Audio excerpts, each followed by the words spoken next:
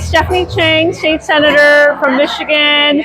Congratulations to Detroit China Day 2024. Look forward to seeing you on October 20th at the Detroit Historical Museum. Hey everyone, this is State Representative Ranjiv Puri, just wishing the Chinese American community a happy Detroit China Day 2024. I hope all of you will join us on October 20th to celebrate the rich contributions of Chinese Americans and the Historical Museum here in Detroit to celebrate all of the contributions the community has made to Michigan. Hi, I'm Mika McCaskill. I work for the Office of Global Michigan and I'm a former MAPAC commissioner.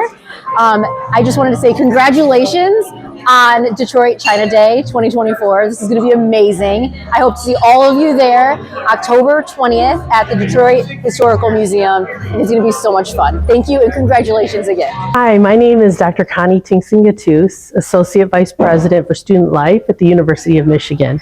I want to send a heartfelt congratulations for Detroit China Day on October 20th at the Detroit Historical Museum. Have a wonderful time.